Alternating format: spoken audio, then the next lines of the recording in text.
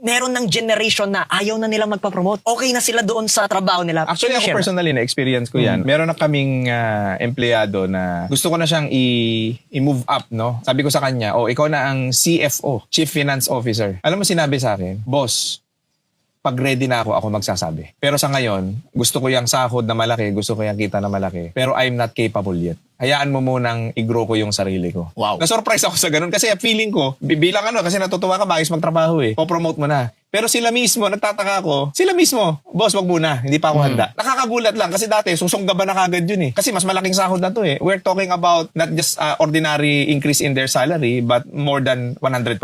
Yeah. Yun yung surprisingly gano'n. Tapos ultimo sa mga creatives na mga tao ko, may mga ganun din na pang-promote na, ayaw pa nila because they wanted to gain more experience. Ayaw nila mapahiya. Alam nyo bakit?